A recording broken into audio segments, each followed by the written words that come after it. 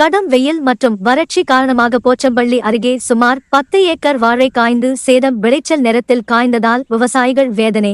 கிருஷ்ணகிரி மாவட்டம் போச்சம்பள்ளி அடுத்த சைதாப்பேட்டை கிராமத்தை சேர்ந்த விவசாயிகள் சுமார் 10 ஏக்கருக்கும் மேல் வாழை பயிரிட்டிருந்தனர். கடந்த ஒரு வருடமாக பராமரித்து வந்த நிலையில் வாழை பலன் தரும் சமயத்தில் அதிகப்படியான வெயில் மற்றும் வறட்சி காரணமாக கொலை தள்ளிய நிலையில் அனைத்து வாழை மரங்களும் காய்ந்து சேதமானது. கிணறு மற்றும் ஆழ்துளை கிணறுகளில் தண்ணீர் வற்றியதால் வாழை மரத்தை காப்பாற்ற முடியாமல் கண்முன்னே காய்ந்து வருவதைக் கண்டு வேதனையில் உள்ளனர். தமிழக அரசு ஆய்வு மேற்கொண்டு நிவாரண உதவி வழங்க வேண்டுமென கோரிக்கை வைக்கின்றனர். இதுகுறித்து அக்கிராமத்தை சேர்ந்த விவசாயி சங்கர் அவர்களிடம் கேட்டபோது, சைதாப்பேட்டை கிராமத்தில் என்னுடைய சுமார் 2 ஏக்கர் விவசாய நிலத்தில் வாழை பயிரிட்டிருந்தேன். கடந்த ஒரு வருடமாக நன்கு பராமரித்து வந்தேன். போச்சம்பள்ளி சுற்று வட்டார பகுதிகளில் கடந்த ஒரு மாதத்திற்கும் மேலாக தொடர்ந்து வெயில் வாட்டி வந்தது. கடந்த காலங்களில் 100 டிகிரியை எட்டாத நிலையில் இந்த ஆண்டு 107 டிகிரி வரை வெயில் வாட்டி வதைத்து, இதன் காரணமாக கிணறு மற்றும் ஆழ்துளை கிணறுகளில் தண்ணீர் வறண்டது. இந்நிலையில்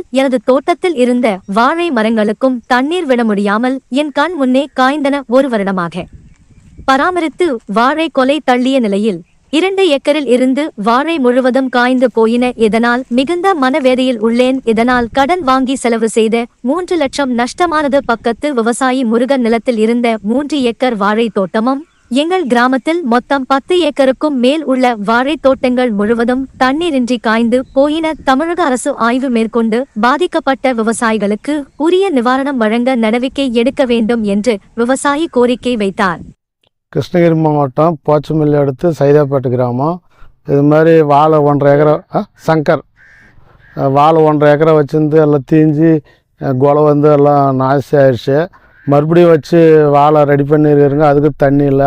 1100 அடி போர் போட்டு 3 லட்ச ரூபா செலவு பண்ணி வாழை மறுபடியும் எல்லாம் தீஞ்சு கறின்னு இருக்குது. இன்னும் சுற்று வட்டாரமெல்லாம் வாழை நிறையா இருக்குது.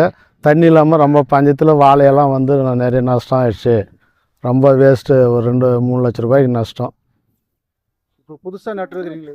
இது புதுசாக இப்போ ரெடி பண்ணிக்கிறீங்க. இதுவும் பார்த்து தண்ணி இல்லாமல் எல்லாம் வதங்கி எல்லாம் கருகினுக்குது மொத்தம் வாழைப்புறம். மாரியப்பன்ற அவரும் எல்லாம் பக்கம் வச்சு தான் அதுவும் எல்லாம் அது மாதிரி தான் வேஸ்ட்டாக எல்லாம் தண்ணி இல்லாமல் பத்தாது போனது குறை தான். அது எல்லாம் பூரா காஞ்சி போச்சு சுத்தமாக.